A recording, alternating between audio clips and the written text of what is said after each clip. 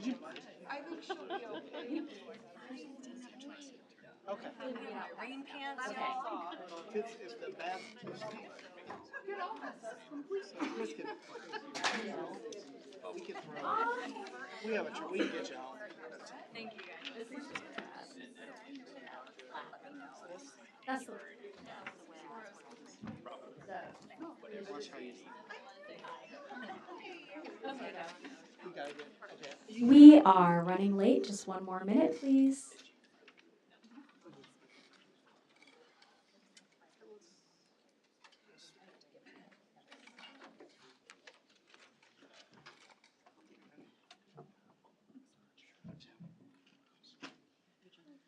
Oh man, you got the big book. It's all there in one place. Used to go. I remember they used to be red, white, dark blue, white. White mostly. They would change colors. I quit getting. I We always steal this from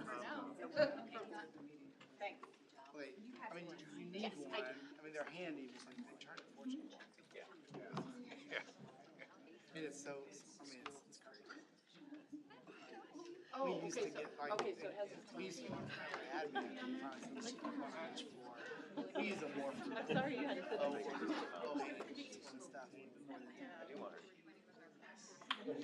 I still like being able to touch and turn the page. I like it better than looking online. But I now just call it. I quit trying to be a 10. Yeah. Sorry. I quit trying to be a 10 day a long time ago. Yeah. Are we good? Yes? Okay.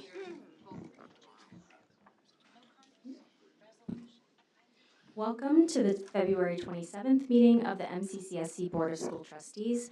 We ask that you please come to order.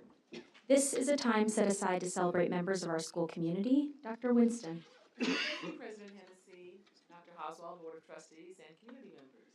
It's my pleasure to share a few highlights of this month's celebration of success and our 2023-2024 Equity Spotlight Award winner. We'd like to recognize Haley Cook, college and career coach from Ivy Tech, for her work at Bloomington High School North and at the Academy of Science and Entrepreneurship. In Haley Cook's role as a college and career coach, she is here for the student success and to help prepare them for life after high school.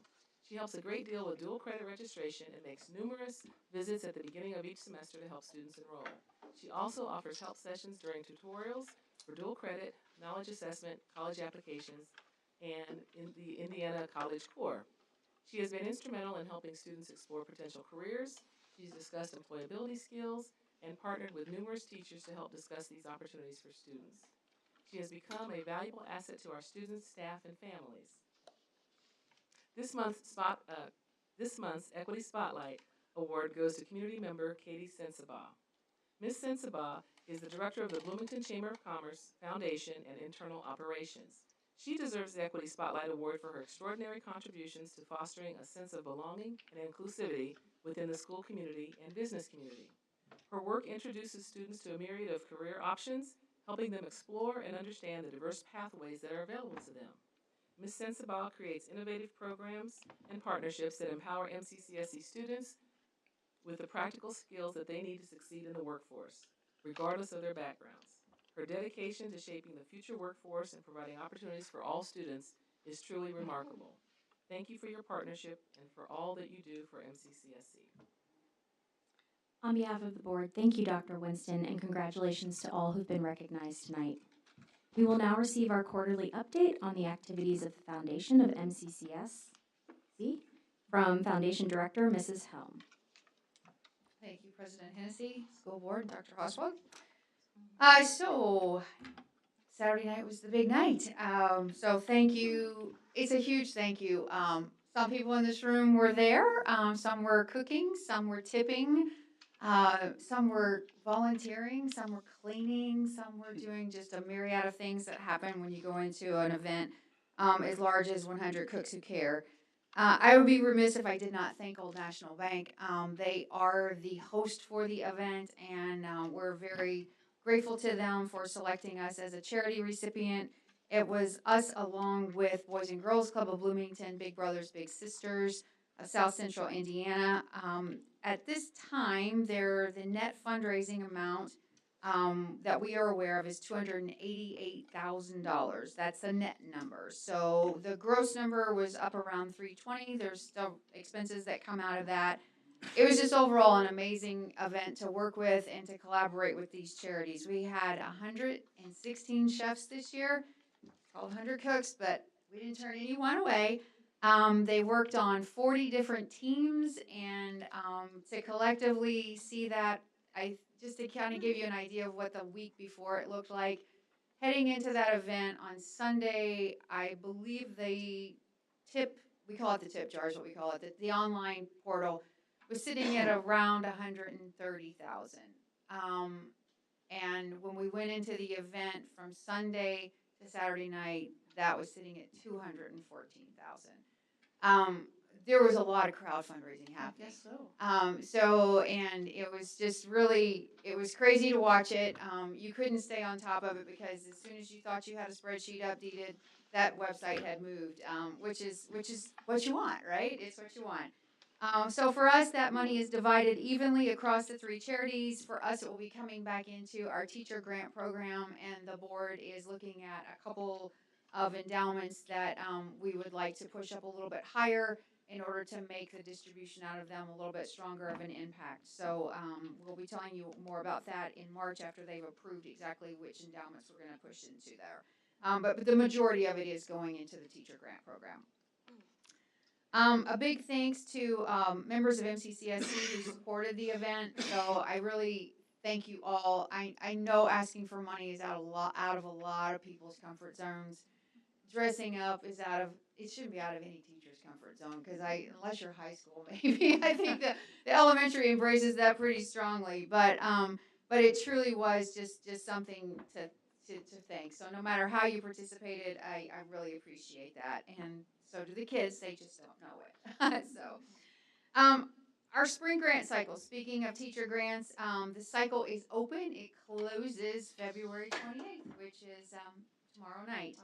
So we're hoping that a lot of really good grants come in there. If you are you don't have to be a teacher. A lot of people get confused with that. If you're an MCCSC employee, you are eligible to write grants. If you are an MCCSC student, you are actually eligible to write a grant as long as you do have a host teacher that is working with you on that, because there's some components of that that require some follow-up. So we always want to have a teacher to collaborate with them on that. So get busy. We have money to give away, and we hope to give it out. Also, our scholarships are open. So if you are a parent of a high school a high school senior, and your child is looking for ways to help reduce their amount of secondary education, please go onto the website and take a look. We have probably about $22,000 in scholarship money to give away this year. And last year we actually had some scholarships that no one applied for. So I encourage you to look at that, because I hate it when money gets left on the table, especially for college, because I don't care. Everybody can use it because those tuition bills are not inexpensive. So go on, take a look at it. It's on our website. If you have any questions about any of them, please feel free to call me. And our personal achievement banquet is coming up on April 18th. So I wanted you guys to have that date. Personal achievement, for those who may not be aware, is when we recognize 20 to 22 students out of our high school who have overcome some significant challenges in their life, and they have been able to keep their education in the forefront. So we're happy to host that banquet, and again, it will be at Tri-North this year. What time is that? The 18th. What time? 6 is the banquet start. Thank you, Mrs. Helm, for that update. We appreciate that and all the work that you do for our community. We will now proceed to public comments. Thank you to all who signed up and acknowledged the guidelines to speak to the board tonight. As a reminder, Mrs. Butcher will ring the bell once to signal you have 30 seconds remaining for your comment, and 5 bells to signal your time has concluded. First up, we have Eileen Wensel.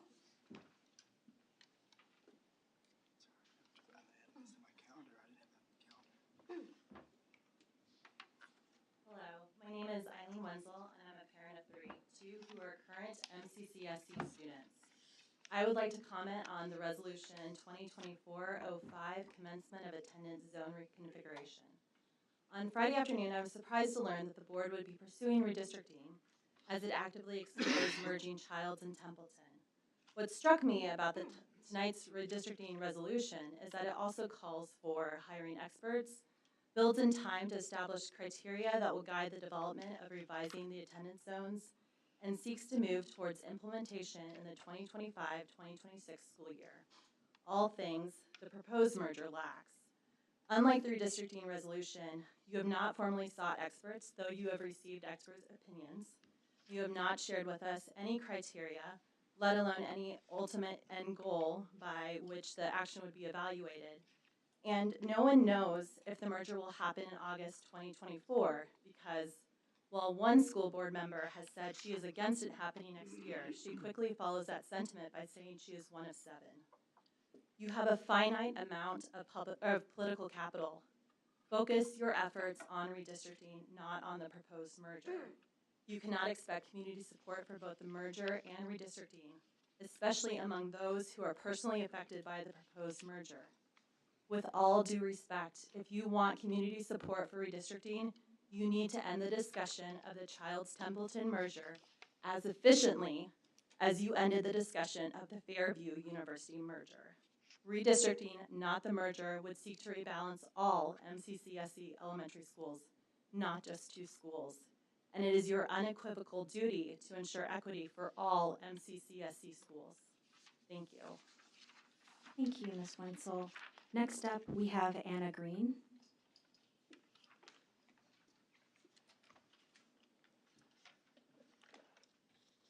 Hi, does this work? Yep. My name is Anna Green, and I'm a social work master's student at IU. And I wanted to check in on how the MCCSC School Board has been following up on the statement it made last March about creating a policy that prohibits the bullying and harassment of LGBTQ+ students. This school policy is even more imperative now, as House Bill 1608 is outing students who request name or pronoun changes to their parents. Because of this bill, Indiana students who identify with different names or pronouns than those given at birth are faced with 2 options. 1, don't ask for a name or pronoun change and keep your identity hidden. Or 2, ask for a name or pronoun change at school, and the school has to out you to your parents who might not be accepting of LGBTQ identities. Both options worsen these students' mental health and worsen their academic performances as well. With this in mind, I implore the board to better protect MCCSC LGBTQ students by doing one or all 3 of these things. 1, create and implement a policy that specifically enumerates LGBTQ students, for example, by describing how intentionally using pronouns that a student doesn't identify with counts as a microaggression that won't be tolerated. 2, by implementing gender support plans or working with LGBTQ students who are forced out and with their parents to create and enhance a supportive and accepting environment. And 3, surveying MCCSC students about their school's safety and environment and making changes to reflect student feedback. I hope you consider these recommendations to ensure the better treatment of the LGBTQ+ students at MCCSC schools. Thank you for your time. Thank you, Ms. Green. Next up, we have Danny Raymond.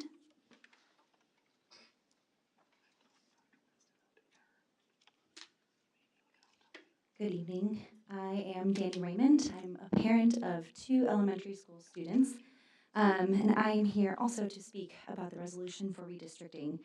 I am here to speak highly in favor of redistricting and am excited to see many of the things that Eileen mentioned about the redistricting plan put forth. It, in fact, mentions seeking experts, having a distinct timeline, and working toward that with an end date in mind. And I, too, highly suggest that we move away from the concept of merging schools and toward the redistricting concept. The redistricting concept would, in fact, address the inequity across all schools, not just 2, again, as Eileen said.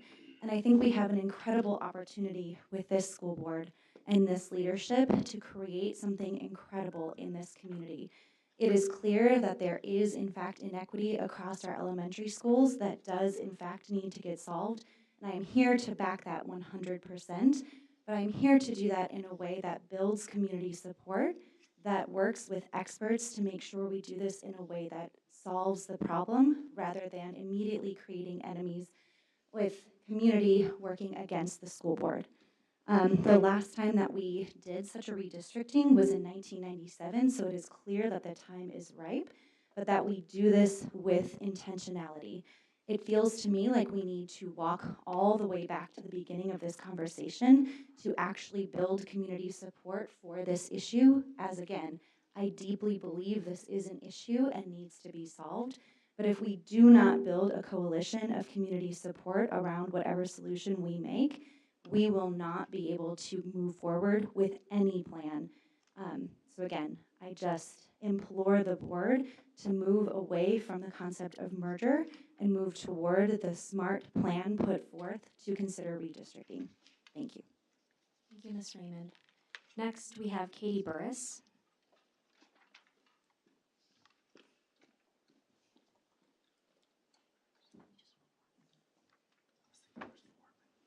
Hi, hello everybody. My name is Katie Buris. I'm not only a parent of two, I am a very proud special needs parent of an MCCSC student. First, thank you for providing this opportunity to speak about the current agenda resolution 2024-05, commencement of attendance zone reconfiguration. It needs to be clear that the community support for redistricting is independent from the subject of merging Templeton and Childs. The support you have repeatedly heard is in favor of redistricting as opposed to merging these elementary schools. You have conveyed the need to address the imbalance in SES status among schools in the district, and you have referenced data supporting that students perform better when in a diverse SES environment. You must also consider the abundant data supporting elementary school structure of kindergarten through first grade. Research has shown fewer school transitions is healthiest for all our students. Transitions cause disruption in academic progress, and they can cause emotional and social issues for such a young, vulnerable population. And these negative effects are more catastrophic for those low SES families, the students who you're trying to help most of all. Therefore, the plan that can address both these SES imbalances while keeping children together with few school changes is redistricting. Speaking as the parent of a special needs MCCSC student, a group that has been significantly left out of conversations, please consider how shuffling from a merger, then a redistrict will impact the well-being and education of this vulnerable population. Yes, consistency and routine of schedule is great for all children and for most humans for that matter. But for many special needs children, it is imperative. Our students with any disability who have plans in place, IEPs, schedules and structures with their current school going to be thrown into anxiety of disruption in a routine? Absolutely. This issue for many parents and families isn't combining students, it's ripping the students apart, separating siblings who have been planned and should be able to stay with each other in the same elementary school. You have ahead of you the incredible opportunity to make a difference for all students of low SES status in the county, not just for two elementary schools. In fact, it is your obligation, a great obligation, to serve all of these students, not just those at Templeton.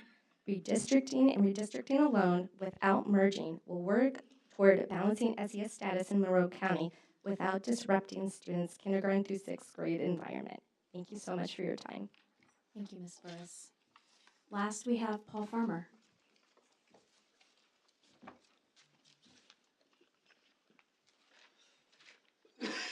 Thank you, President Hennessy, Dr. Oswald, and Board. I'm here tonight to talk about the agenda item on the discussion, for corporate discussion. I've been up here, I don't know, countless number of times over the years talking about discussion. And discussion is an incredibly difficult, complicated subject to talk and explain to people how it actually works. And I've said that many, many times. I want to say, first of all, thank you. On behalf of 800 and some plus teachers, as well as 530 plus members, we appreciate that the board is bringing forward a new policy that's dealing with discussion. Of course, we've had discussion laws since the 1970s, but of course, as we know, Senate Bill 486 last year changed the shall to a may, which is incredibly important, okay? It's incredibly important. That one little word is huge. And we need, and I noticed that in our policy that we do have the shall in there, which is significant that we need to have that. What people, I think we need to understand on what's the purpose of discussion. Purpose of discussion has multitudes of factors, and we could spend the next hour, but I know I only now have about a minute and a half. But the most important thing is it holds all of us, the representative, the bargaining unit representative, that's MCEA, the school board, and the administration. It holds all of us accountable to each other, okay? That's significant because we want to hear your voice, we want to hear the administration's voice, and we want to hear the teacher's voice in that process. That's how we move together in a forward process together. That's how we do that. We have been, and I've said this before, we have one of the most collaborative teams and efforts that we've done here in MCCSC. I've been on the ISCA Board of Directors now for 6+ years, and they're astonished that we're actually having a policy, which is incredible. I think we may be the first in the state of Indiana to actually have one. And so guys, I can't really go into all the details. I would love to sit down and have a work session on what is discussion. We can't do that here tonight, but it is important, and not only that, but one of the last things here before I step off, we have policy 3112 and 4112 that deals with employees talking with the board, that we're not supposed to do that. These two things work hand in hand with each other. They're necessary. You have to have that so that we can hold each other accountable. So I know bell's gonna ring in a second, so that'll be it. Thank you so much to all who have signed up and acknowledged the guidelines tonight and who have given their comments. We have no other public comments at this time. So we will now receive information regarding a potential social media litigation from attorneys Scott Yanover and Austin Brain. Attorney Brain is joining us via Zoom, and Mr. Yanover, you now have the floor. Thank you, Superintendent. Where is Austin? There's no screens on. There is no screen. Soon enough. Go ahead and keep. Okay, And I'll introduce myself. My name is Scott Yanover. I'm a product of Munster Public Schools and Gary Public School System. My mom, a former teacher, did her student teaching here in Bloomington. We're here today, I'm here today to thank you in Bloomington because 3 years ago I reached out to Tom Bergner and Bunger, and he knew my father from the legal circles, and he took a cold call from me, and I explained to him what we were doing against Juul, the vaping company, and he thought it was worthy of us bringing it to you, and your school district was one of the first school districts in Indiana that joined in its effort against Juul and Philip Morris. So on that, I thank you for believing in me. I believe you were happy with the outcome of the settlement, and I believe your staff was happy with the minimal work that they needed to take to get this thing, to get this lawsuit across the board. I'm here today to tell you a little bit about what's happening in Indiana in terms of the social media case. I'm going to turn it over to Austin on the screen, who's knee-deep in discovery in the nitty-gritty of the lawsuit. We're taking the same, as when Juul finished, the law firm of Wagstaff and Cartmel said, we're not going to break up the band, but we're going to take the same team and we're going to do the same kind of action against this many social media cases, social media giants, the Facebook, the TikTok, the YouTube. As a result, we spoke to all of our participating Juul clients, school districts, and right now we have about 50 school districts across Indiana. We get about one a day that have decided, that have taken it to their board and they're going forward. These include, but not limited to, Indianapolis, Bartholomew and Columbus, Evansville, South Bend, Greater Clark, Fort Wayne, Terre Haute, Wayne Township up in Indianapolis. Right now, nationally, there are about between 50 to 700 school districts participating in this multi-district litigation against the social media company. Austin's partner, John Kiefer, believes that number in the end will be larger than the number of schools participated in it going against Juul.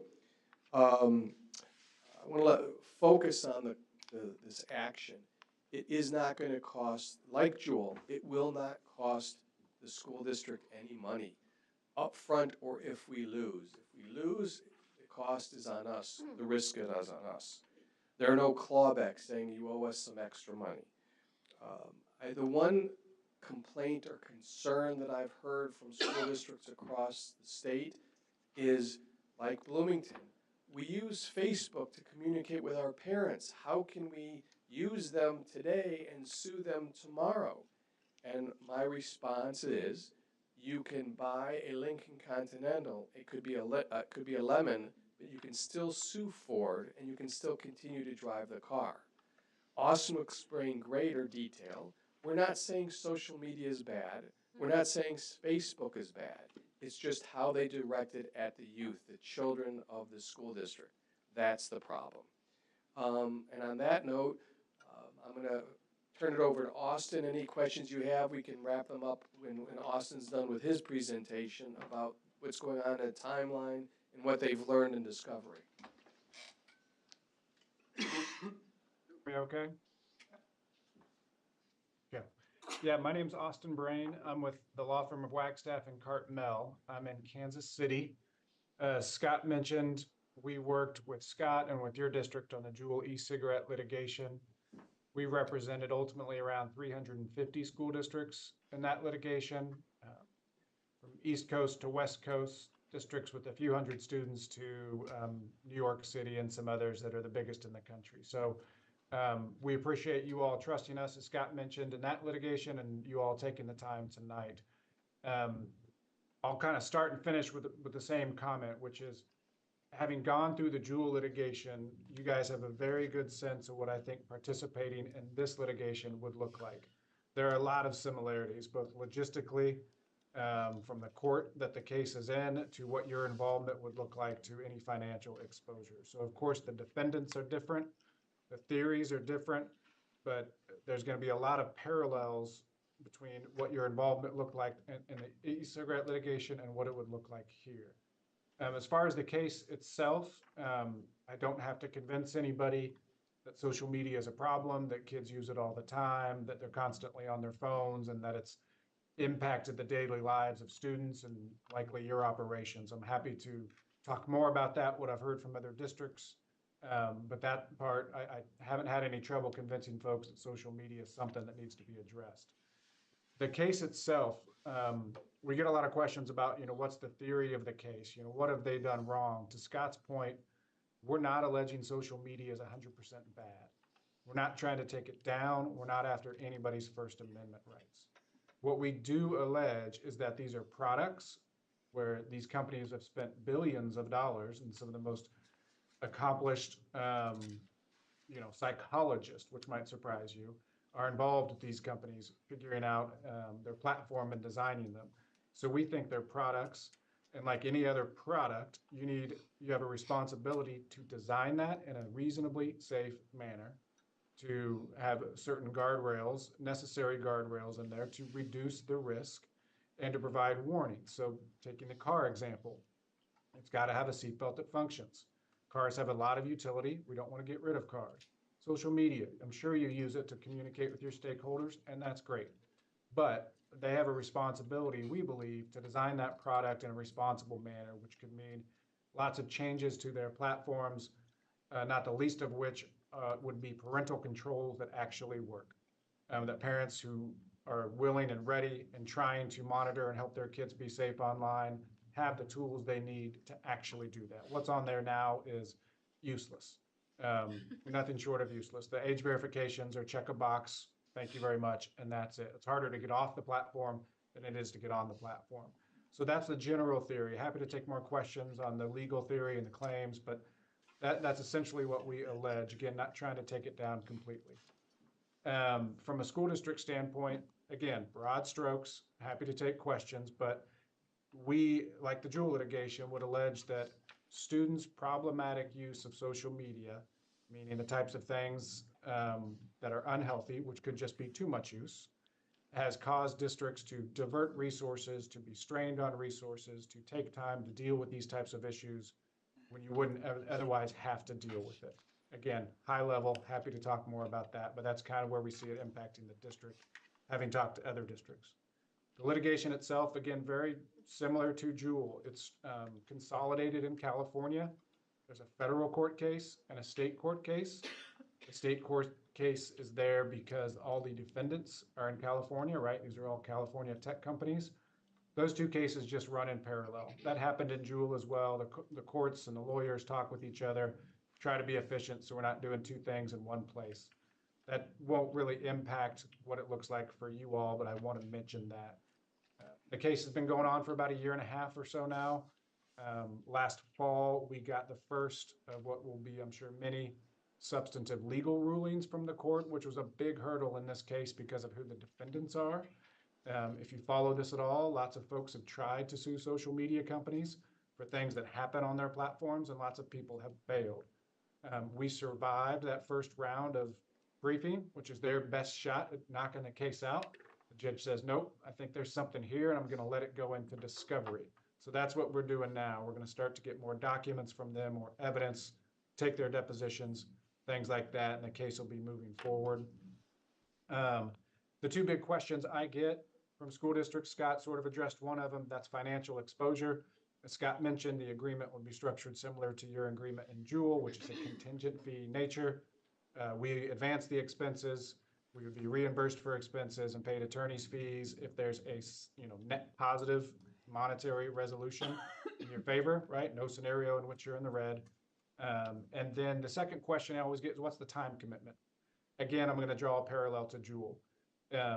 Your likely time commitment should be very similar. There will be another plaintiff fact sheet like you had in that case, a series of questions, some as basic as how many schools do you have, how many teachers do you have, who's your superintendent, to a few more about, do you have you studied these types of issues and what basic data do you have on hand?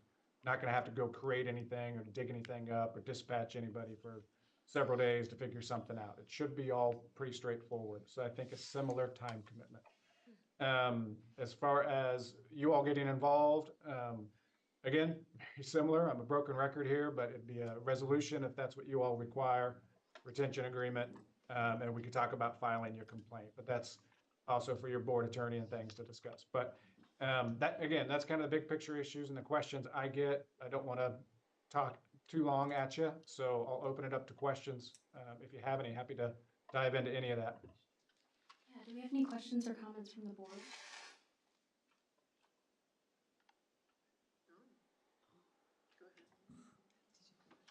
I just have a question about the timeline. If I remember correctly, there was a time by which we needed to decide whether to join or not. Is that true? Or to file? We're encouraging people to do it by spring break, realistically by the year end, because I know you take a break in the summer. They're getting ready to draft complaints, do depositions, and not as concerned with signing cases up. Thank you. End of the school year, right? Not Correct. calendar, okay. So by June. There's a little wiggle room there, but it's like students with homework. We're trying to set a little bit earlier so they get it in. Yeah, and I'd comment on that. I mean, the court hasn't at this point set any deadlines that say if you don't get in by this time, you cannot file later. But again, boring some of the details, the court has put in a schedule, and it is in a public session. I will say the court's put in a schedule, and that's our encouragement, is to get in by that timeline. We think that's going to best situate anybody if they get in with that timeline. Thanks. Any other questions? All right. All right, well, thank you very much for that presentation. Thank you. Thank you. Yep, We thanks for your appreciate time. your time. You bet. Okay, we will move on to the consent agenda. These things include the following: Minutes from the board meeting held on January 23, 2024, ECA expenditures, overnight and out-of-state field trips, financial report from January 2024, the appropriation balance report from January 2024, register of claims from February 27, 2024, payroll register and payroll claims from January 2024, request to declare surplus and authorize disposal of out-of-date items. Do I have a motion regarding the approval of the consent agenda? So moved. Do I have a second? Second. It has been moved by Ross and seconded by Ashley that we approve the consent agenda as presented. All those in favor of the motion to approve the consent agenda signify by saying aye. Aye. All opposed, no. Any abstentions? The motion carries. Next for our consideration are the donations. We have received donations of over $6,000. Thank you to all our donors for your generosity. That is greatly appreciated. Do I have a motion to accept the donations? So moved. Do I have a second? Second. It has been moved by Ashley and seconded by Aaron Wyatt that we accept the donations as presented. All those in favor of the motion to approve the donations signify by saying aye. Aye. Any against or abstain? The motion carries. Now for our consideration of the final reading for the following policies. We have policy 5330, which is use of medications and anti-racism policies, 5518, 4518, and 3518. Is there a motion to adopt policies 5330, 5518, 4518, and 3518 as presented? So moved. Do I have a second? Second. It's been moved by Kathy and seconded by Ross that we adopt the policies mentioned as presented. Dr. Oswald. Good evening, Board. Yes, we've spoken at length on this. A special thanks to Dr. Hanks for his work with the community engagement feedback, as well as with students, with other administrators who have brought to us revised 5518, as well as new 4518 and 3518 related to certified and classified staff.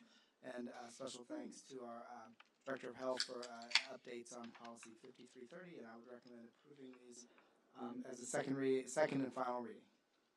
Do we have any comments from the board on any of these policies? Okay.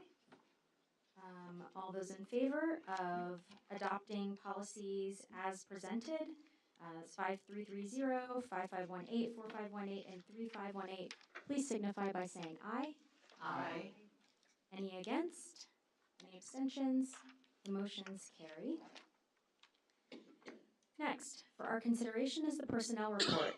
Do I have a motion to approve the personnel report as presented? So moved. Do I have a second? Second. It's been moved by Ashley and seconded by Ross that we approve the personnel report as presented. Dr. Stahlbaum.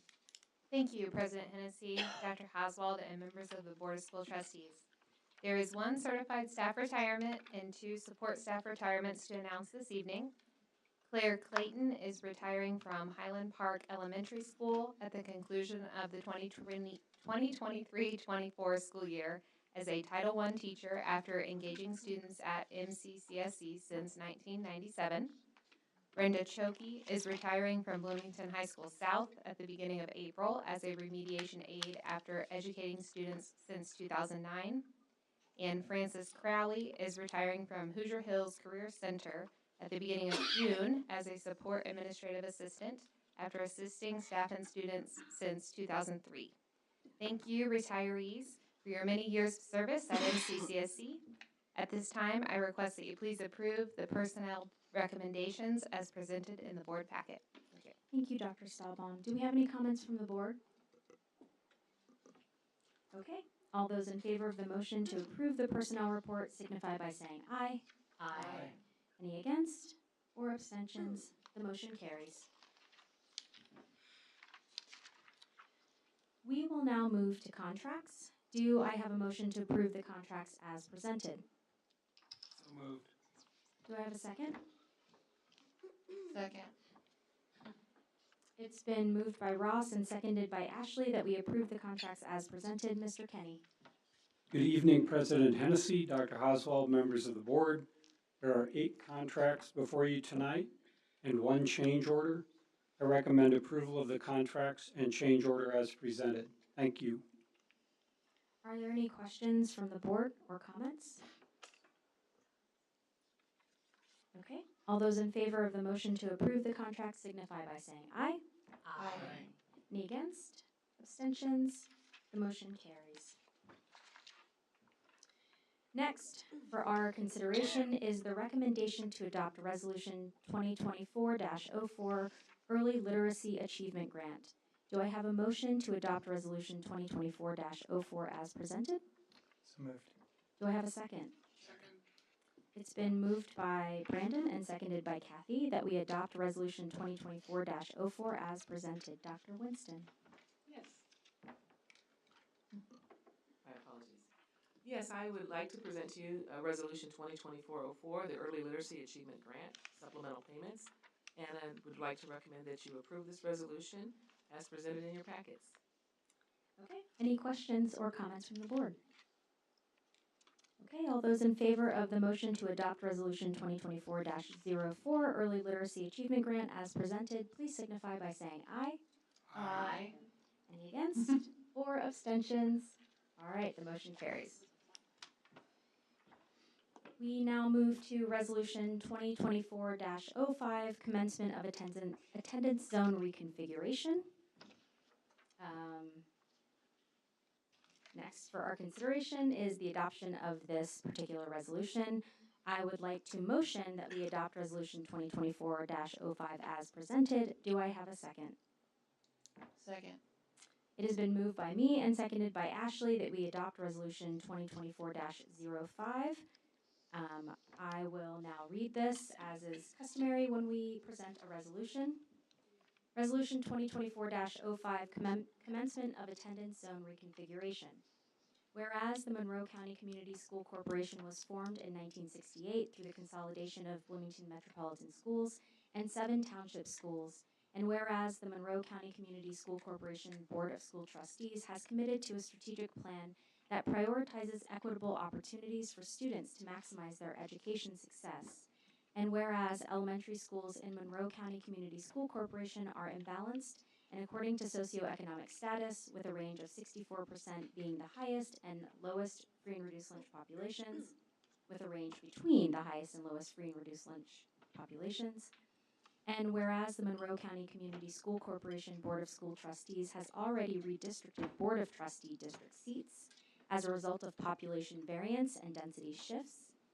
And whereas the Monroe County Community School Corporation elementary attendance zones have not been comprehensively modified since 1997, a lot of whereases, and whereas community feedback at public events continues to provide advocacy for studying comprehensive redistricting, and whereas the Monroe County Community School Corporation Board of School Trustees is in the process of determining the best method or methods by which to balance SES, and whereas the Monroe County Community School Corporation Board of School Trustees would like to bring a motion to the table by June for how to accomplish that, and whereas the Monroe County Community School Corporation Board of School Trustees would like to move toward implementation in the 2025-2026 school year, be it resolved that the Monroe County Community School Corporation Board of School Trustees will commence the process of examining attendance zones with the intent to create greater balance between elementary schools. And be it further resolved that the board will immediately advertise for experts in the area of demography, population, and districting to assist with this process over the next 3 months in establishing the criteria that will guide the development of revising the attendance zones for elementary schools. I'll take any comments from the board at this time on this resolution.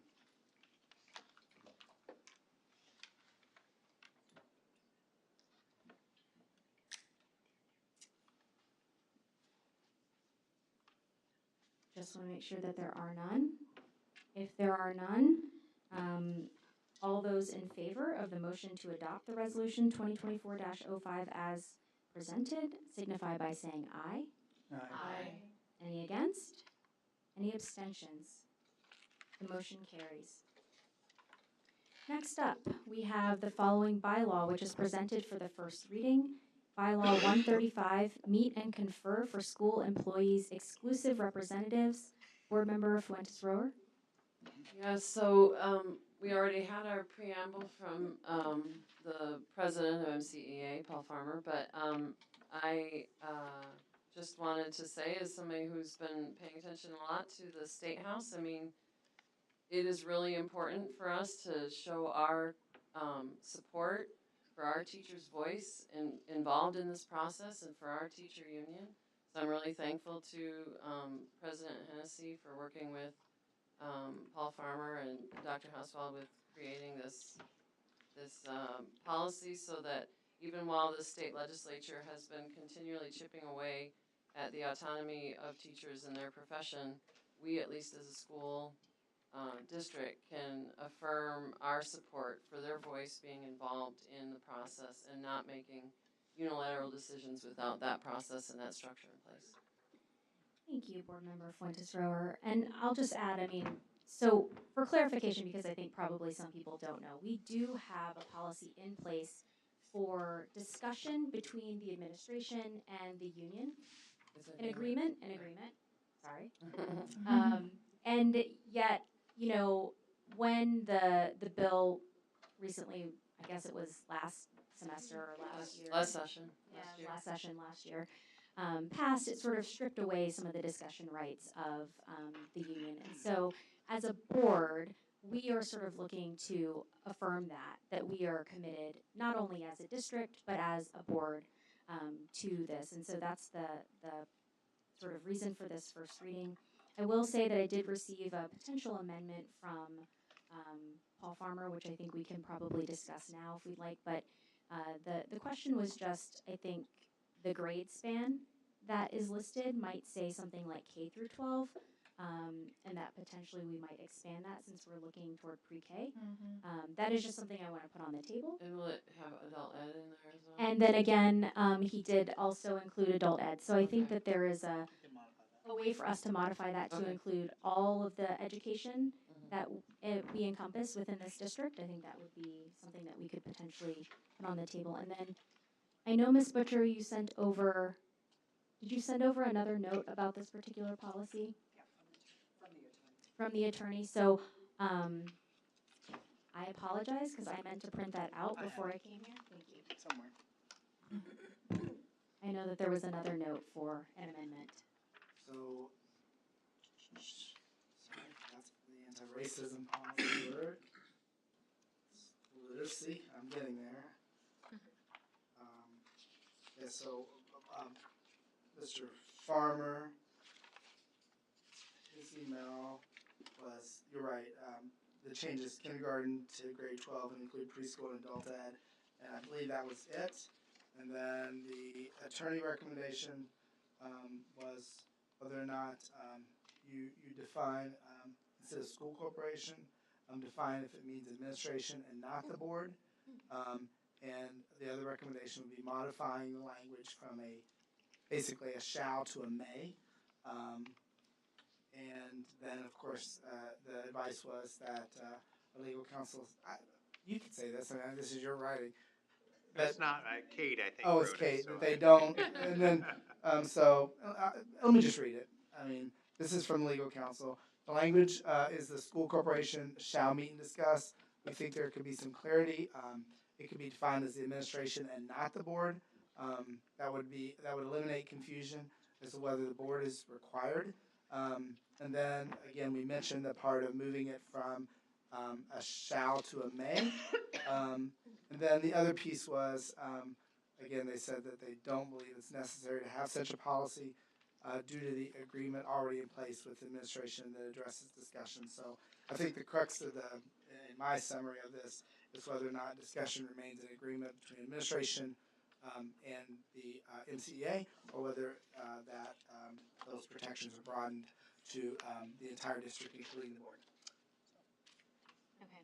I think we already have the agreement with the administration and the MCEA. So this one was, I think, purposefully meant to include the board. Right. So I think that we probably would not modify that. I think we can take up the shall or may. I don't know, depending on how the board feels about this, but go ahead, Kathy. No, I was just gonna say, like, the law is may, and so then it's nothing holding us to that requirement that they have discussion. Like, that's what the legislature did, is like, you can have discussion, or you can work around the union and just have the administration or the board decide something. Right.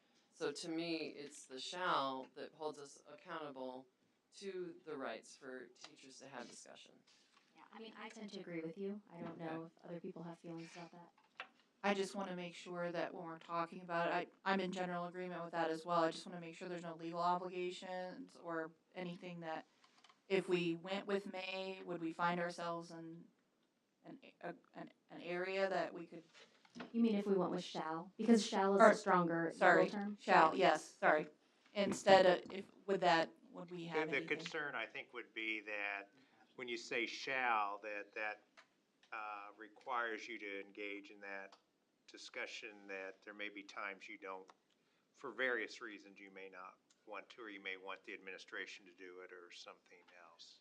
Well, I had a friend from ISTA show me what the law is that's now dead about how it defined discussion, and if I got the right thing, it said discussion means a performance, the old law that's now defunct and nobody has anymore in Indiana, means the performance of the mutual obligation of the school corporation through its superintendent and the exclusive representative to meet at reasonable times to discuss, provide meaningful input, to exchange points to view with respect to items enumerated in those things that are already in that policy that says what we would meet a discussion by. So, to me, this is just trying to say like it won't be our law. They won't have the opportunity to sue us for unfair labor because that doesn't exist in Indiana. But at least if we were to work around the union, this protects them to make sure that the board and the administration are going to allow them to have a seat at the table the way they used to be allowed to. Is that right? I think that's true. I mean, I think basically what we're doing is, at least in this district, we're saying, you know, we're going to return to the sort of stipulations that we had prior to when this law became defunct, right? So in this district, we have pretty much, well, as long as I've known, functioned in this way where we have discussion, and that sort of discussion applies to the board having to wait for certain items for discussion and the superintendent. At this point, what has happened is that the administration must engage in discussion, but the board does not necessarily have to engage in discussion. Right. So we're kind of exempt from that, and we're kind of putting ourselves back into that to say we commit to re-engaging essentially in this process by our own will rather than by a legal sort of standard. Right, by a policy that our district is going to follow. Exactly. I would ask the question, if may is there, if shall is there, does that require the board to always be present at discussion? No. I think the superintendent. I don't think the way it's written it does. Okay. It just requires, my understanding is it requires discussion prior to any unilateral changes. Okay. And Ms. Butcher, you're clear on Mr. Farmer's notes to update it for second reading? Any other comments or questions? Okay, thank you very much for this first reading. If you have any questions or concerns before the final meeting, the final reading at March, please do let me know, not the final meeting, but anyways, here we are. It's been a long week. Okay, district updates. Dr. Oswald, will you? It's Tuesday. You just want to point out that. You really mean it's going to be a long week, Board President. I feel like it's already been a long week. So yes, I'm pleased to introduce tonight's presentation on communication goal number 1. We're really proud as we continue to march through our strategic plan a second time around, and I can't think of anyone better and more experienced and really more equipped to lead us in improving our communication as a district. So I introduce Ms. Harmon. Thank you. Thank you, President Hennessy, Dr. Oswald, and the Board of School Trustees for having me here tonight to talk to you about communications and MCCSC. And she's looking over there saying, "All right, let me get the slides." There it is. Mostly.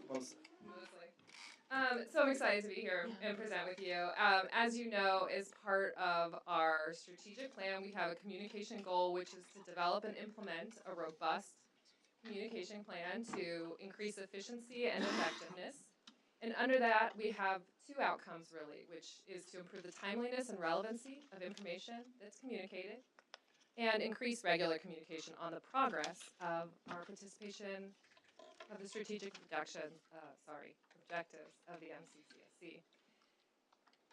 So when we think about this work and the communication plan that we're creating, we've really organized that work around these 5 strategic areas: the MCCSC brand, community engagement for the strategic plan, timely, relevant communication, access and understanding, and personalization. So I'd like to take this opportunity tonight just to kind of update you and highlight some areas of work in each of those 5 areas.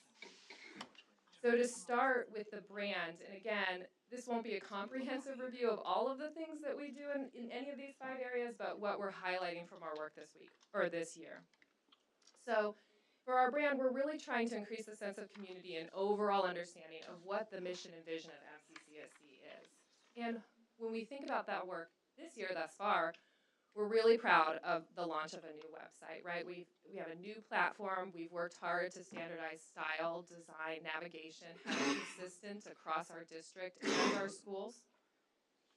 We know that there are still tweaks, and we get feedback from people who want something, and that's a great way for us to kind of really develop its robustness. Additionally, when we launched our new platform, we added Bylaw, which is an on-demand page translation in 5 languages. You may have noticed on the MCCSC website up near the top, you have a drop-down menu where you can choose Chinese, Japanese, Arabic, Korean, or Spanish. Those are our 5 most spoken languages in our district. And so you can see since we launched 6 months ago, we've had 3,932 on-demand page translations. One piece that I'd like to highlight is our top translated pages are home pages across both the district site and the school sites, and then our enrollment page and our employment page, which I think is really exciting because it's saying, hey, the people who are trying to come and be students in our district are getting that information. And the people who are trying to come be employees in our district are getting that information, right? So that's exciting. In terms of then, well, with brand, again, this year we've been focused on developing a consistent presence, right? School level style guides accessible to all employees. So if there is a logo that's associated with the school, the employee has access to that, they can add it to their communication, same thing with colors, those kinds of things to standardize that. Really focusing on, do we have the right informational materials, our back to school guide, our learning guide, our early learning guide, making sure that those are kind of standardized in style, how you're seeing them, how you're receiving them, those kinds of things. And other promotional materials that we connect with the curriculum office with, or the human resources office, and different things. So again, there's that consistency. Related a little bit to our website and the work that we're doing, I just want to make a mention as well that we're developing some pages around the referendum, both the 2022 referendum and the 2023 referendum, where we'll provide semi-annual updates and an annual report in all of those areas. We're highlighting the 2023 because we had that beautiful MCCSC rainbow that we love, so we call it affectionately. And then you can see kind of the timeline of rollout for when those updates will be available, where we will do the semi-annual updates June, September, December, March, and that annual report will be in January. When we think about the next strategic area of our communication plan, we focus on how we engage our community around our strategic plan. We've been doing this work with these presentations here for, going on 2 years, obviously. And so each strategic plan on the website, we provide access to the presentations, recordings. We publish the FAQs that are asked through the community feedback. And new this year, we've added data reports, which are kind of one-sheet pages that highlight some key data points for each of those strategic areas. Just for some data for you tonight is how people are engaging with this work. So we have both our community feedback, which you can see the breakdown of the types of community members that are providing that feedback. We have primarily parent and Monroe County resident feedback, but this is the first year we've had 31% of the feedback we received has been from students. And then, we have our staff as well. And then website activity, that's total number of hits on any of the pages associated with the strategic plan of 8,838 views. And then you can kind of just a graph of comparison of those areas, those 6 areas that we presented on so far, what feedback and what website activity we have gotten. You can see, obviously, we got a lot of community feedback on access and opportunity. We don't include the April presentation or the May presentation here. The idea being we would still be collecting feedback from those, and so it would be incomplete data to give you at this point in time. Our third area is that timely, relevant communication, making sure that we have effective and efficient dissemination of important information. So we've worked hard to kind of do these 5 essential things in this area, which is to establish points of contact and define roles about who's communicating, right, where and when, identify the primary methods and the platforms that are used, and then make sure that that communication is predictable, dependable, and redundant, right, meaning people know where it's going to come, how they're going to get it. We can ensure that they are going to get it, and that we have a variety of ways of doing it. So if they don't get it one way, it's going to fall. If the email doesn't go through, it's going to also have a text message or something like that. Targeted role-based messaging, so if we have a message that just needs to go to 5th grade families or just needs to go to employees, so we can differentiate. And automated alerts for routine information. So you may be aware that we send out attendance calls if a student isn't present, right? A kind of alert goes out, a message goes out telling the family that they were not in class, right? Same thing, lunch bills go out that way too, notifications.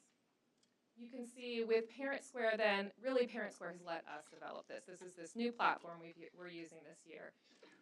Through Parent Square, we have 99% of our student population has a contactable, right? Meaning there's at least one parent who has a verified form of contact on file.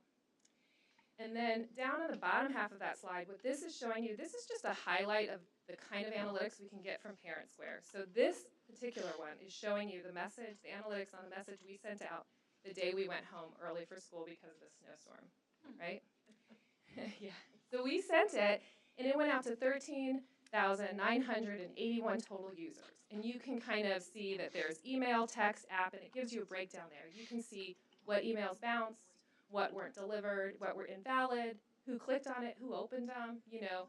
And you can see that there's 340 unreachable on there. So what Kelby Termail, a communication officer, and I do, after this message goes out, we look at those 340, we try to understand why were those unreachable and what do we need to do.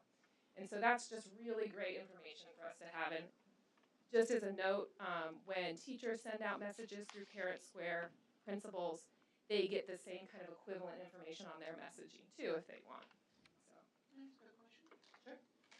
So when you're talking about unreachable, does that mean it went through all those modes and you couldn't get through to the person, or is it like one from this pot, one from this pot? It could be either, right? In theory, if we dug in, we could see that there was somebody who had tried all of those modes and it couldn't do that. But it might just be that it didn't successfully go to your cell phone or something like that. Thank you. Access and understanding then is our 4th area, communicating what we do. So this is where we really focus on how do we empower and support our departments to use, our buildings and departments to use the tools that we have to communicate with their communities as well. And we really see that as having 4 essential tools: our website, Parent Square, which I've mentioned, Canvas, which is kind of where we think academic information comes from, right? And then social media as well. We've worked hard to make sure we've communicated what is the right tool for the right kind of communications. I've just mentioned a second ago, really, if it's academic information, do this assignment, here's the description of it. That's going to come through Canvas, right? But if there's a event at the school, if there's some kind of alert information, that's going to come through Parent Square, and so on. Communication guides, we provided information about what kind of tool you should use when. Social media guides as well, how are we using that, what kind of communication should come through that. Providing templates both for newsletters and common communication topics. We have streamlined media requests.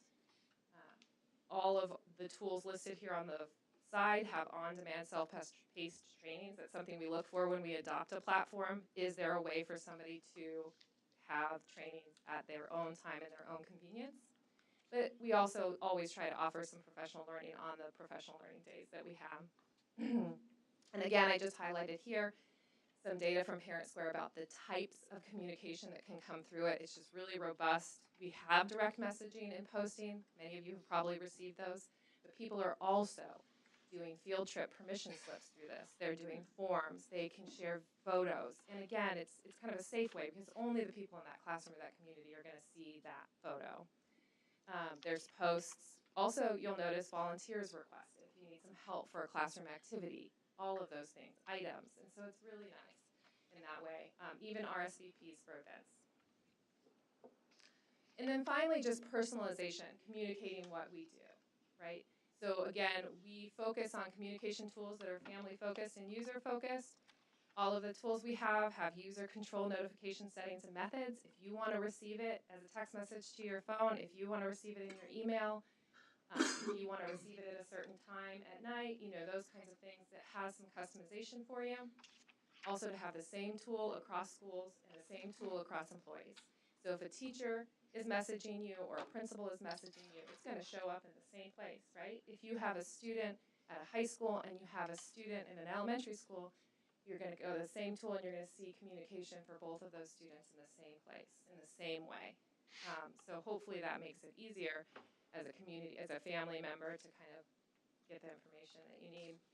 And then also, just as a point, Parent Square has translation set on the user side, so the family can go in and select a home language, and it will provide a translated version when it comes through. And currently, when we send out messaging, we have families from 30 different languages who are receiving messaging, and I've listed them here. So, and again, it'll be available on our website if you'd like to look at it more closely at a later time. For staff feedback, when we asked how are we doing, what's going on, here's what we heard. That the themes were that the communication is clear on what to communicate, how to communicate it, and when to communicate. So we're very proud of that. We agree we need opportunities to gather feedback from the larger community on how we are doing. And then, again, having uniform communication rather than email in combination with other forms. So there's a clear understanding of those common tools. They say PSQ is user-friendly. That's our nickname for Parent Square. It's easier to type and allows for sending of quick messages, great tool. So that's really nice to know that many of our staff that are using it find it the same that we do, which is it's great to use and easy to use. But we also agree with the second comment, which is very important, right? That as we become more and more digital, how can we support families who continue to rely on paper forms of communication and transitioning with us, and we don't leave them out of that communication loop? So that was really good feedback that we'll use to continue to grow. And as we're thinking about our next steps, we've really focused this year on do we have the right tools, and we think we've put them in place. So now that we do, how do we enhance practice and support usage across our district? How do we ensure accessibility and navigability? How do we identify the right pace and balance in communication so people don't feel inundated and overloaded with that? And then just a final note that we will have a finalized communication plan available publicly later this spring. And I think that is it for me. So thank you. The next topic is student learning. Thank you so much, Ms. Herman. And any questions or comments from the board? I'm really impressed with Parent Square from what I hear about it. It's like 1 year too late for me to be able to have it. And it's sort of like anything with parenting is once you age out, suddenly you have the best baby carriers and strollers that they ever had. And it seems like such a really good way. Because I know that like even with adults, we struggle to get through email or to respond to email. So having a different way to hit people. And I'm very glad about the paper thing because that's something I'm interested to hear how we handle that for people who are not digital. Thank you so much. Anyway, thanks for all your work on it because this is really neat. Thank you. I appreciate it. I too am a huge fan of Parent Square. It's been very, very helpful, especially having a kid who's in activities that might require the teacher who's leading that to communicate with the group, and it's made it a much more efficient, and papers don't have a tendency to get lost in the take-home folder because it's there, but it's been really great because I feel like I'm getting everything that we need to know what's going on, so I'm a big fan, big fan. I'm so glad to hear that it's been helpful. And I think you highlight a great part that our employees can use it at the classroom level, but also for the clubs and activities that they do as well. Yes. So again, it streamlines that communication. So thanks for pointing that out too. And I just want to say, I love the sort of translatability of it. I think I had several questions in the course of other emails and conversations, people asking, like, can we make sure we provide translation? And I think a lot of people just aren't aware of the fact that Parent Square can translate into so many languages. So I love that we have that access. And even just looking at the 30 languages that have been translated is a really cool snapshot of our district. And the languages that are being spoken, the cultures that exist in this district, I think is just a really, really neat thing. So yeah, thank you for that. Yeah, you're welcome. Thank you so much for having me here tonight. Thank you. Yeah. So thank you, Dr. Oswald and Mr. Harmon. Mr. Harmon. Oh my God. Wow. Here we are again. It's Wednesday, Ms. right? Harmon. Oh, it's a week. And the entire cabinet for the presentation tonight. We really do appreciate all of your hard work. We move on now to comments and committee reports from the board. So does the board have any comments or reports that you would like to share? I do. I wish I didn't, but I do, because it's still legislative session. So I have a few pieces, and I welcome Kathy to chime in with anything that I've forgotten, like a bill that may be important that's left off the list. I tried to parse through and gather what I felt was important, but there's probably something missing because there's a lot still that hasn't died in committee. So that's where we're at. The first one is the most obvious that is still on the docket, which is SB1, which is third grade retention. That is still sailing through. I know yesterday there were amendments that Democrats attempted to make to get the word retention out of the bill, which failed. Even though they've had so many experts in to talk about how retention can be harmful to students, especially those priority populations, and that the preferred method would be prevention and early intervention. Like, I don't know, universal pre-K might be a good thing, tackling it sooner rather than third grade, those kinds of things. So I'd say that's the heavy hitter that we're seeing this session overall. Then we also have SB 128, which is human sexuality instruction. That's still on the docket, and that would require the school's governing body to approve and publish the materials that are being used in sexual education with the consent form, along with links to all of those things. And it would also prohibit any instruction that wasn't approved by said board. So I think you can see where that might be heading and how problematic that could be as well. SB 150, which is chaplains in public schools, is still live, and that's really, to me, that's saying chaplains are the same as counselors, school counselors, and they could come in and advise in that way. Again, I think you see why that could be problematic.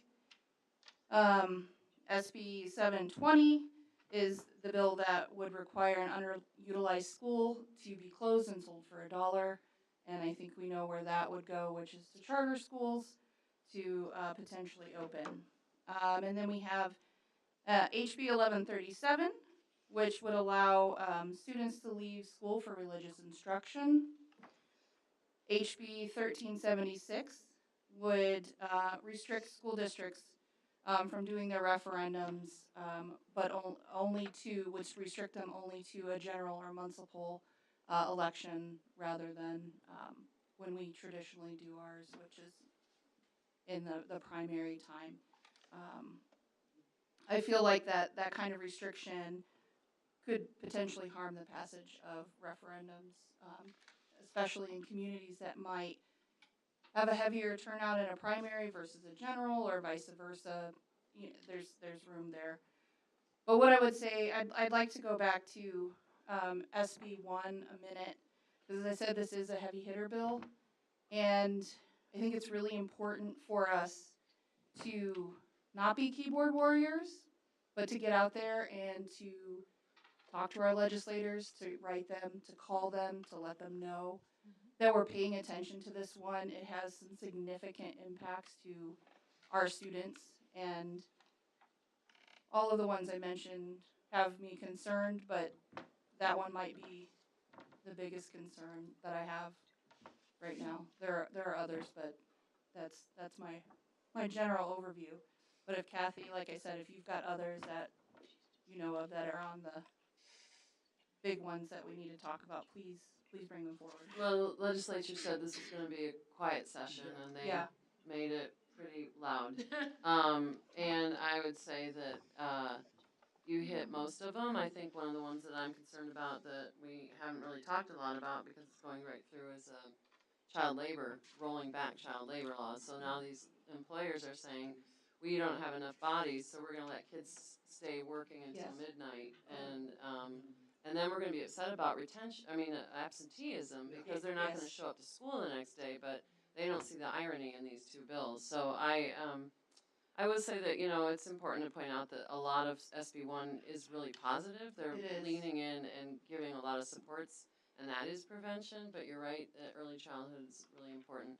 And I guess I would just say, like, in Bloomington, we have some legislators that are really supportive, and there's just a real supermajority at the State House that's hard to crack, and so we really need to help our neighbors and people across the aisle understand how this affects them, because next session they're coming for our teachers' entire collective bargaining. Like, they're coming for the end of the unions.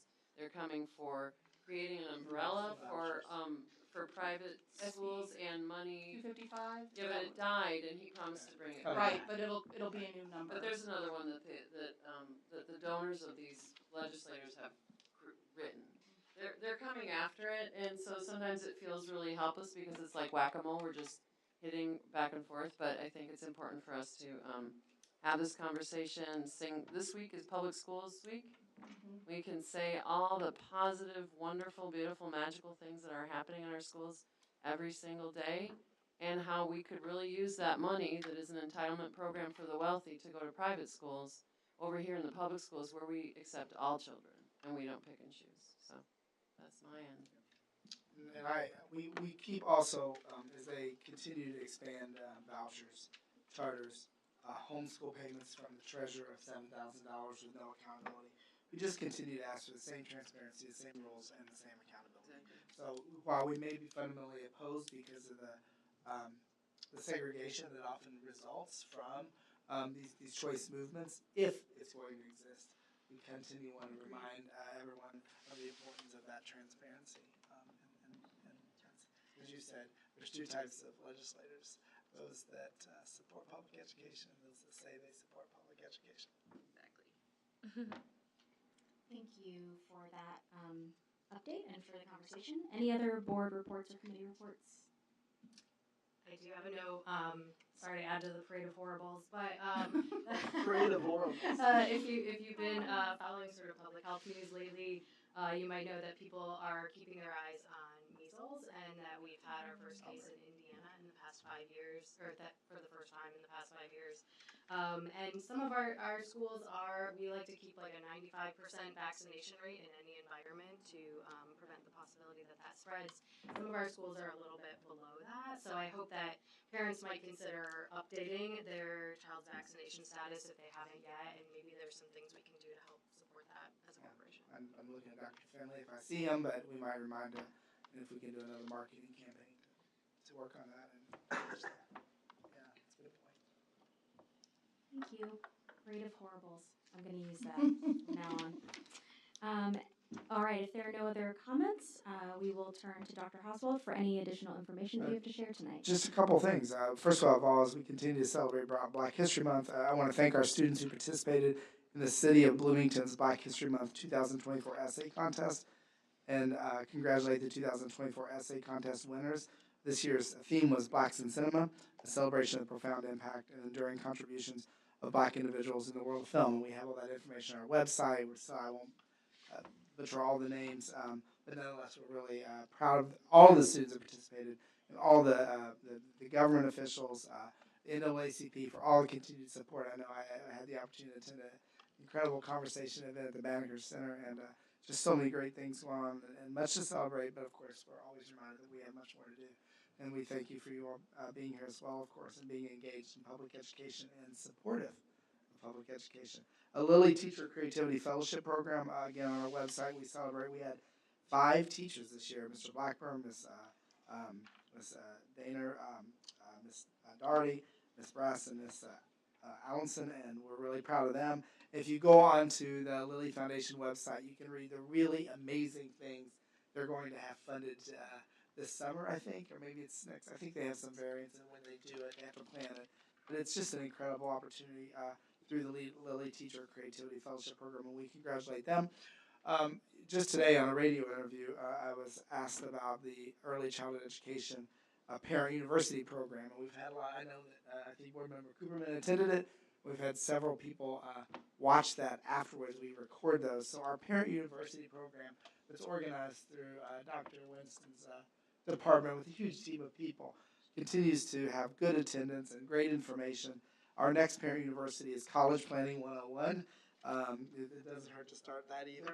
Preschool and college planning, Ms. Cooperman, but that's held on March 28th from 6 to 7 at Bloomington High School South.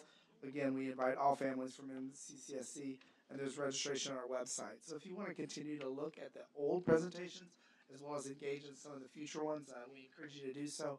I think it's just another great way that we are continuing to get important and relevant information out to our families. And then the final reminder, spring break is March 11th to 15th. Not that you need to be told that, you already know. And schools will be closed that week. School resumes on Monday, March 18th. And I wish everyone a relaxing spring break. So with that, I conclude my comments. Thank you, Dr. Oswald. And with that, we conclude this parade of horribles. No, I joke. There's been lots of good things here tonight, too. I can't help it. It's just so brilliant. Anyway, so the next regularly scheduled board meeting will be held on Tuesday, March 26, 2024. A reminder that there are 2 parent meetings this week regarding the merger, so please do find those times on our websites and be sure to come out. We're looking forward to having those conversations. And with that, we are adjourned.